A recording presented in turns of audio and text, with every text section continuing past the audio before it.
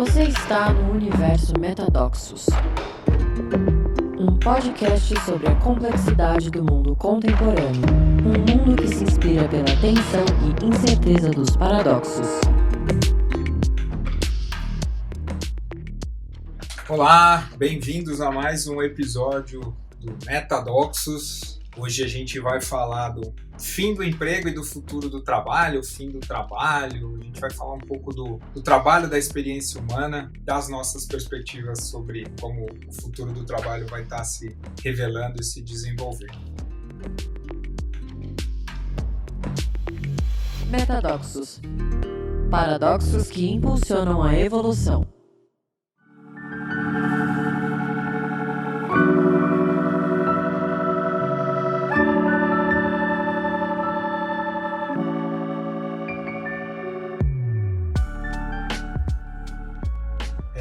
Antes de entrar, eu queria agradecer a audiência de vocês no podcast, os comentários, especificamente no último, no 22º que eu fiz junto com a Delmar. Comentários super legais e só me deu mais certeza ainda de que ele devia ter acontecido antes e que ele precisa acontecer mais. Alguns até sugerindo a Delmar ser co-host do Metadoxos. Acho que essa ideia super legal de tempos em tempos trazer ela para estar junto comigo e algum convidado, vamos fazer isso. E comentários muito legais sobre a história da Delmar e o olhar sobre a abordagem integral. E a minha relação e a da Delmar foi construída dentro do ambiente da abordagem integral, porque basicamente a gente se conhece e descobre o trabalho da Integral e do Ken Wilber no mesmo momento e começa a traduzir, começa a estudar, e é um pedaço importante do que informa o meu trabalho, o trabalho dela. E então queria agradecer a forma como vocês todos reagiram e contribuíram e dizer que vai ter mais Delmar no Metadoxos, podem ficar sossegados. A ideia hoje é a gente falar, tem muita gente falando de tudo quanto é lado, como o trabalho está mudando, tem alguns eventos acontecendo, né? Relembrar de alguns deles e para a gente entrar aqui na conversa, tem aquele movimento que apareceu há alguns meses, a história da grande renúncia, que desde abril de 2021, a quantidade de gente que começou a se demitir, primeiro nos Estados Unidos, depois na Europa, e por incrível que pareça, no Brasil, com todo o desemprego, ele começou a acontecer no Brasil, que as pessoas começarem a pedir demissão quando a pandemia vai acabando, sem ter clareza do que eles vão fazer, do que é o próximo trabalho. Dizendo, olha, não quero me submeter a essas condições, não quero me submeter a esse salário, seja, de alguma forma, sabendo o que não queriam, mesmo sem ter muita clareza do que eles queriam. Então esse movimento continua acontecendo. Aí tem esse outro movimento que apareceu mais recentemente do quiet quitting, né, que é da saída silenciosa. Quando eu vi isso, eu lembrei que a ideia de você fingir que está trabalhando, mas não está trabalhando, né? E eu lembrei de uma história. Eu comecei a trabalhar super novo, eu fui ser office boy de um escritório de contabilidade. E, obviamente, era um menino, né? E eu lembro que depois eu ficava sozinho num quartinho do fundo fazendo escrituração fiscal do escritório de contabilidade. Tinha uma caneta tinteiro que eu tinha que escriturar as notas fiscais todas. E quando eu errava, tinha que passar branco. Não, era um horror. Trabalho horrível. E eu era um menino que adorava jogar bola, jogar vôlei. E eu lembro que depois do almoço tinha um armário e eu comecei a levar blusa pro escritório. Eu fiz um cafofo lá que eu dormia depois do almoço no escritório de contabilidade. Então, há 40 anos atrás era a minha versão do quiet quitting e nunca ninguém descobriu que eu dormia no escritório depois do almoço. Então, para dizer que a gente está levando e a gente está vendo todos esses movimentos acontecerem de colocar em xeque, em questionamento, a ética do trabalho, mas é isso que eu queria fazer essa distinção. Talvez o que a gente esteja questionando nesse momento é o emprego e não o trabalho. Porque o emprego, como a gente conhece, essa ideia das pessoas estarem empregadas das 8 às 5, uma hora de almoço, ter que mostrar quando elas chegam, mostrar quando elas vão almoçar, mostrar quando elas saem. Eu tenho visto alguns absurdos de empresas do home office, que parte dessa ética da desconfiança de tratar as pessoas como recurso, que controlam se o olhar das pessoas está no monitor, se elas estão sentadas ou de pé, controla quantas... Ou seja, a gente vai para um lugar horroroso de manter a mesma lógica dos mecanismos de incentivo do capitalismo e da revolução industrial, que foca em produtividade e que, portanto, tem o emprego como um elemento central da produção da mais-valia. Eu acho que é disso que a gente está falando e é disso que a gente está questionando. E o cuidado que a gente deveria ter é de não associar isso a trabalho, porque eu acho que o trabalho é diferente do emprego. E aí eu queria estar explorando um pouco do ponto de vista histórico para chegar aonde eu imagino que seja o espaço para a construção de um novo tipo de relação das pessoas com o trabalho. Por que eu digo isso? Que não é o fim do trabalho. O sapiens, o trabalho e a capacidade do sapiens desenvolver cognição nascem juntos.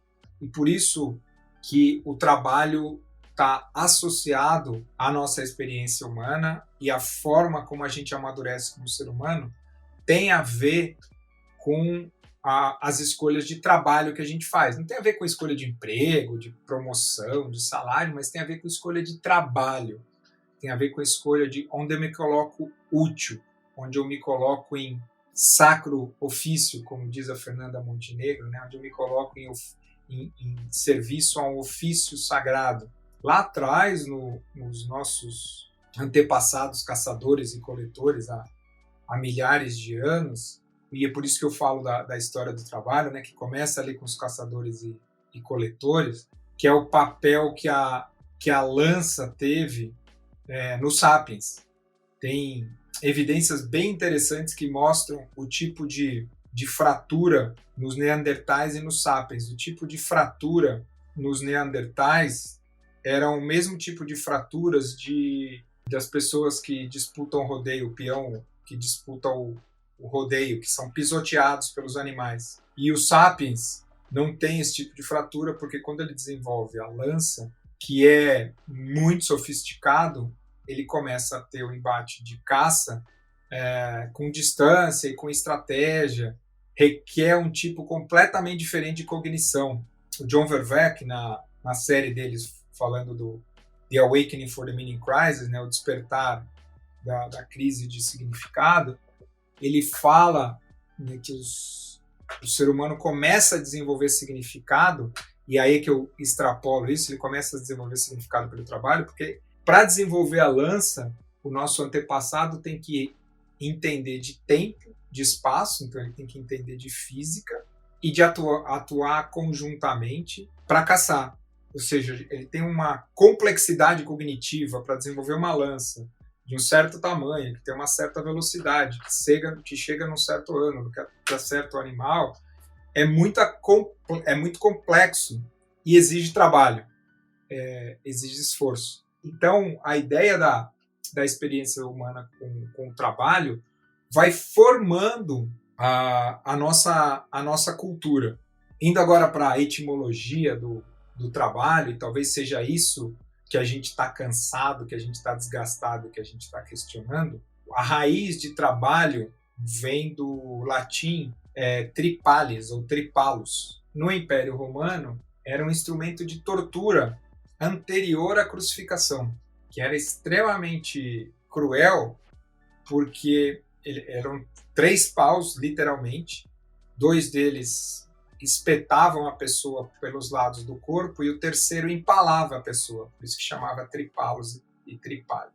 No português e no francês, ele virou trabalho. Então a raiz e a etimologia do trabalho está associada à ideia de uma tortura e de um sofrimento, que é diferente do work, do inglês, que vem do erg, do grego. E o erg no grego, ele é um sinônimo do labore, que no italiano vai dar o lavoro. Que essas duas raízes têm a ver com trabalhar a terra, com laborar, e vem de uma raiz mais positiva e que, portanto, tem essa coisa do esforço, mas é um esforço de transformação, de trabalhar a terra. Então, se a gente der esse passo para trás, buscando aí no significado, o trabalho está associado à experiência humana de, por meio de algum esforço útil, construir mecanismos de evolução tanto individual quanto evolução coletiva, evolução da sociedade. Né?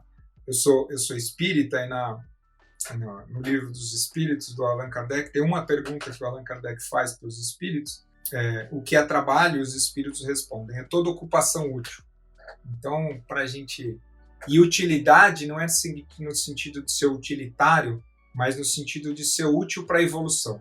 Para mim, a ideia do trabalho é o trabalho como processo que permite evolução individual, comunitária, coletiva. Então, como é que a gente usa o nosso impulso, a nossa vontade, o nosso esforço, a nossa volição deliberadamente para evoluir ou estar a serviço da evolução que nos atravessa. Tem um cara que eu gosto muito, que é o Daniel Schmatzenberger, do Conscience Project, que fala da questão do sense-making, e ele faz uma fala muito importante que vai contra as pessoas que são adeptas da tecnologia, que dizem: não, a tecnologia é agnóstica, a tecnologia é só uma ferramenta, ela não é nem boa nem ruim, mas ela depende da moral de quem está aplicando ela. Ele faz um ponto e ele fala: não, ao contrário, como a tecnologia sempre acontece antes da moral e dos valores, a tecnologia forma cultura e forma moral e forma valores. Ele usa um exemplo do trabalho para isso. Então, se a gente pensar o impacto que a lança tem para o sapiens se diferenciar dos outros homos, entre as outras coisas de cognição complexa que os nossos antepassados caçadores-coletores desenvolveram e perseverar na evolução, tem um outro evento importante, que é quando a gente começa a era da agricultura e começa a perceber que, se a gente pegasse algumas daquelas sementes, aí tem toda a história de como é que a gente consegue começar a conservar as carnes e a caça, perceber que algumas sementes podiam ser plantadas, e aí nasce toda a era da agricultura. Tem uma tecnologia que muda a nossa relação com o trabalho e que vai formar um outro tipo de cultura a partir dessa tecnologia, que é o arado. Quando o arado surge como um implemento tecnológico, sendo puxados por animais de força, a produtividade no campo muda completamente. A capacidade de ser produtivo, de produzir muita comida, de armazenar comida pela primeira vez na história da humanidade. Isso é bem recente. Tem aí entre 5 e 10 mil anos. A gente está falando de os nossos caçadores e coletores, eles tinham que estar se deslocando o tempo todo para ter energia, né, que era comida. A era da agricultura, pela primeira vez, fala: não, dá para estocar energia. E aí eu tenho acesso à energia quando ela precisar.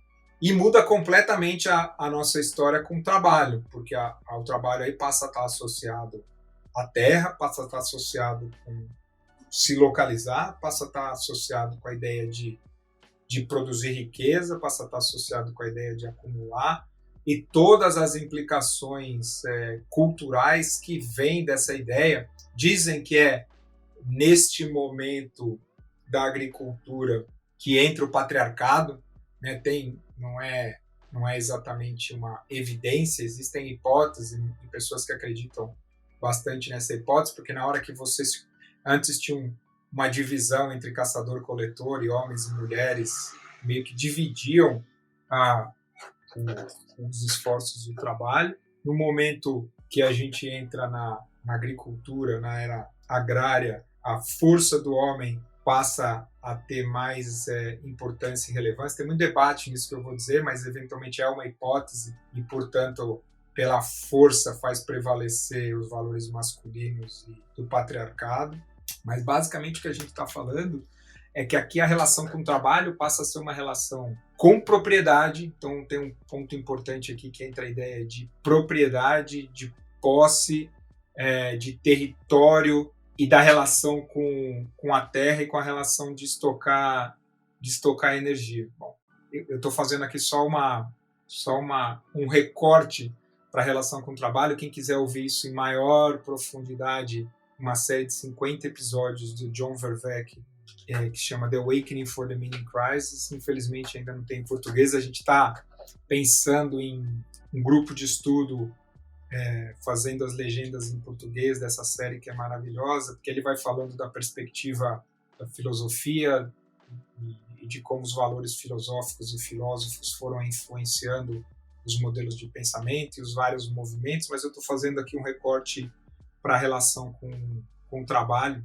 porque essa relação com o trabalho ela é muito longa na história da humanidade, do começo da era agrária. A gente entra na Idade Média com essa mesma lógica, que essa lógica começa a ser questionada com os movimentos que vão separar matéria de espírito, religião de ciência. A gente está falando aí do século XV, do século XVI, que dá origem aos primeiros ciclos de globalização, que são as navegações, e aí a gente começa a entrar nos valores do capitalismo e da globalização e da revolução industrial.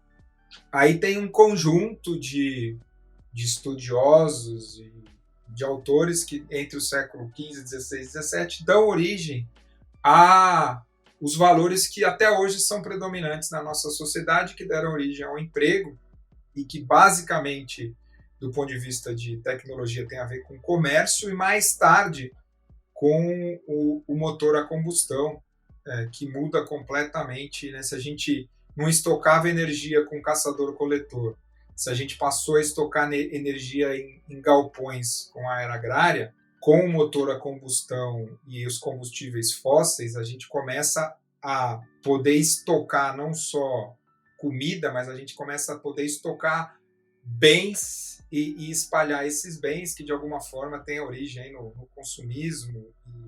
E tem um cara especificamente que ele faz o recorte da história, e a hipótese dele é que todo conflito que a gente tem hoje na história da humanidade tem a ver com a ideia da gente ter evoluído podendo estocar cada vez mais energia. Ele tem uma fala muito interessante, que ele fala que um barril de petróleo, que hoje custa $100, um pouquinho mais que um corte de cabelo, equivale ao esforço de quase 6 anos de trabalho de um homem, de uma pessoa. Então é desproporcional.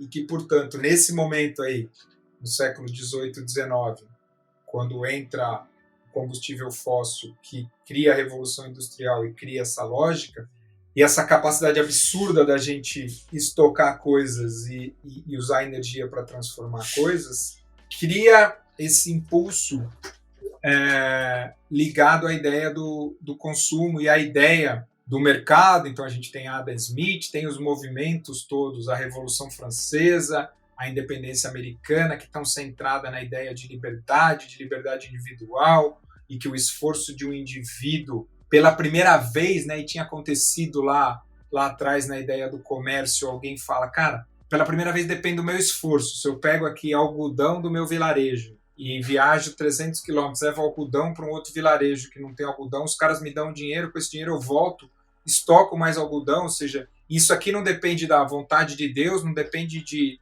Deus ser dono de nada. Então isso fica mais forte como ética e impulso filosófico, e aí nasce a ideia da economia com o Adam Smith, e aí já tem bastante clara essa ideia da evolução do pensamento científico. Aqui o trabalho passa a ter uma ideia de mais-valia e a ideia de enriquecimento, e começam os grandes fenômenos de desigualdade, que é quando o capital se descola definitivamente do que está sendo produzido.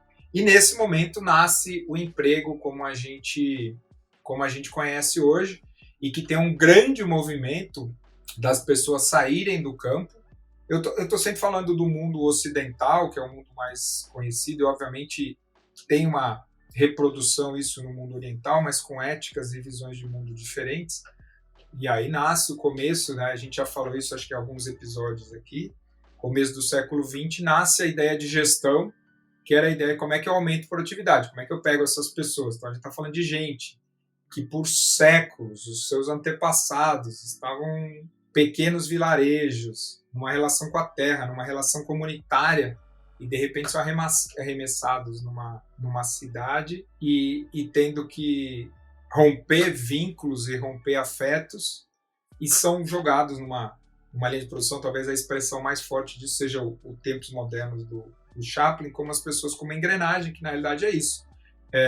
A lógica inicial da gestão que nasce no começo do século XX, e os autores de gestão estão falando em gerir recursos, quer seja matéria-prima, quer seja gente, e eu acho que é esse ponto que a gente está questionando nesse momento. A grande renúncia, o quiet quitting, estão questionando a ideia de pessoas como recurso, né? Não é à toa que até hoje a área que cuida das pessoas nas empresas chama recursos humanos, e acho que as pessoas estão cansadas disso, estão cansadas de abuso, e é isso que eu acho interessante. Eu estava falando, mesmo a gente está saindo agora da pandemia, e talvez o papel que a peste negra tenha tido na Idade Média, pode ser que o Covid vá ter no futuro do trabalho, porque de alguma forma ter vivenciado essa epidemia acelerou e agravou processos que já eram pré-existentes, que as pessoas já estavam questionando a sua relação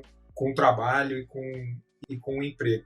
Obviamente, toda vez que a gente está vivenciando fins de ciclo como esse, a gente não sabe de quantos anos a gente está falando, a lógica de produtividade, de tratar a gente como recurso, tenta fazer mais do mesmo mais rápido. Se você ouvir, a gente está aqui hoje gravando no dia 19 de outubro, a 11 dias da eleição, uma parte importante da retórica, fora as baixarias, ela é uma retórica ainda econômica, ainda de emprego, ainda porque a gente tem uma desigualdade absurda, mas é a mesma retórica de 150 anos atrás. A economia precisa crescer, a produtividade precisa aumentar, a gente está falando das mesmas coisas no mundo que está virando de ponta cabeça.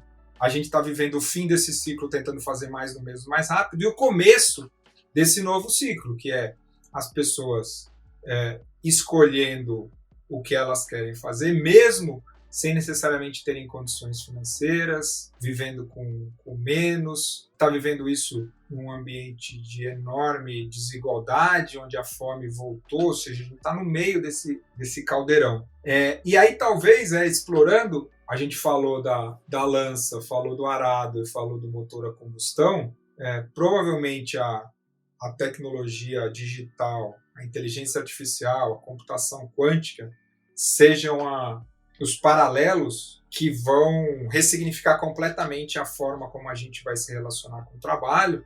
Lembrando, né, o Harari falando no Sapiens que essas tecnologias podem, mais do que desigualdade, né, de ter pessoas que são excluídas, a gente está falando de seres humanos que podem ser descartáveis, desnecessários.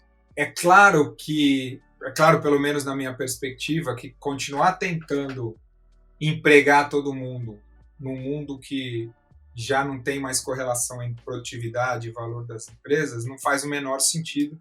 Por isso que eu acredito muito, e eu acho que a gente tem a hipótese distópica do Harari dos seres descartáveis, mas eu vejo crescendo, e para mim essa é uma das soluções para a gente lidar com desigualdade, que são os programas de renda mínima.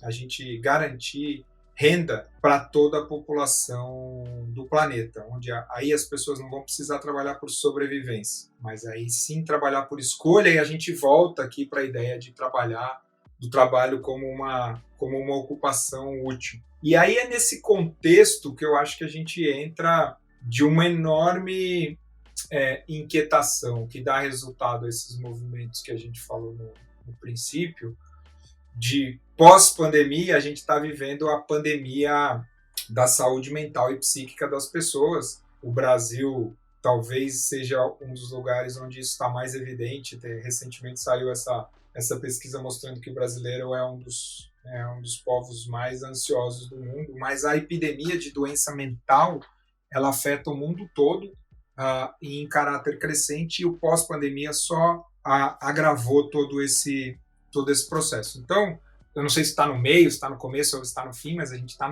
nessa crise entre o fim do emprego e o começo de algum outro tipo de relação das pessoas com o trabalho. E aqui que eu queria fazer um pouco, aí falar muito minha visão e da visão da Xi, da nossa perspectiva. A ideia é que a gente esteja evoluindo de um lugar onde, ao invés das pessoas serem tratadas como recurso, elas são tratadas como seres humanos. E o centro, ou o direcionamento evolutivo de qualquer organização é o processo de evolução dos indivíduos e da forma como eles se relacionam. É a capacidade de seres humanos adultos e maduros estarem em relações seguras psicologicamente, que vão criar soluções para co-criar esses futuros. E talvez, eu acho que tem um ponto importante aqui, a gente chama empresa e organização, e os dois termos, tanto a organização quanto empresas, são termos que nasceram de dentro da revolução, do início do capitalismo, da Revolução Industrial, do começo ali do comércio e desses primeiros movimentos de globalização. Hoje a gente está procurando desenvolver a Xi como um ecossistema. E eu tenho quase que certeza que os arranjos coletivos que vão permitir as pessoas trabalharem vão chamar alguma outra coisa. A gente ainda não tem linguagem para nomear. Eu queria oferecer essa reflexão, vou falar, tenho quase certeza, mentira que eu tenho certeza, porque não dá para ter certeza nesse mundo tão incerto. Mas eu acredito que a gente vai nomear muito diferente de empresa ou organização os arranjos coletivos que vão permitir o trabalho como fonte de realização e significado das pessoas no futuro. E eu queria lembrar, isso é outro tema importante do John Vervaeke, quando a gente fala que a gente está vivendo uma crise de significado, a visão dele sobre o que é significado. Significado é a composição de 3 dimensões. Dimensão da coerência, da abrangência e do propósito. Coerência em relação a quê? A coerência entre o meu processo interno e a minha capacidade de entender como o meu sistema me permite estar cada vez mais próximo de compreender a realidade. Então, é uma coerência do meu processamento interno da realidade, que é muito mais ampla do que a minha capacidade de processar, que é a ideia de separar o significado do evento. Então, qual é a integridade e a coerência que eu dou para o que está emergindo da realidade. O segundo tem a ver com essa ideia de abrangência, que é a minha existência e o meu existir toca que dimensões? Minha, da minha família, da minha comunidade? Ou seja, qual é a experiência de permeabilidade, de abrangência que eu tenho comigo, os outros nas minhas relações próximas e com as comunidades que eu me engajo, que eu participo, que eu pertenço? E de propósito, que é de alguma forma esse senso de direção, de estar a serviço de algo, no sentido de reconhecimento, de algo externo, mas no sentido de integridade, de estar a serviço de algo que é maior do que você. Usando esses 3 elementos que estão na experiência humana, como a gente falou, há milhares de anos, a minha hipótese é do trabalho como processo e do processo como trabalho. Existia uma revista na comunidade integral, no começo dos anos 2000, que chamava What's in Alignment.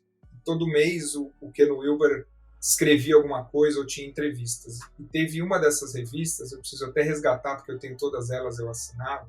Tem um artigo que o Ken Wilber escreve, sei lá, 2006, 2007, falando, ele escreve no tempo presente, como se fosse 2300. E, portanto, ele falava ali que de alguma forma, a humanidade teria resolvido todos esses dilemas e desafios de metacrise que a gente tem hoje e viveria uma outra realidade onde as pessoas não precisariam trabalhar para sobreviver, as questões de sobrevivência estariam resolvidas e que, portanto, a principal escolha das pessoas era uma escolha de processo e trabalho. Mas processo e trabalho em que nível? Processo e trabalho interno a serviço da evolução. Como é que eu dedico a minha existência e comprometo a vida com a minha evolução, com o meu processo evolutivo, e uso o meu processo evolutivo para estar em relação.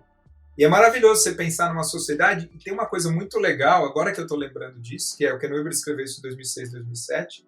Alguns anos depois, nasce, na Suécia tem esse cara que escreve o Nordic Secret, que é o livro que chama Segredo Nórdico, que conta a história de por que os países nórdicos são hoje a melhor experiência de modelo de sociedade, que é essa sociedade mais inclusiva, que propõe mais bem-estar.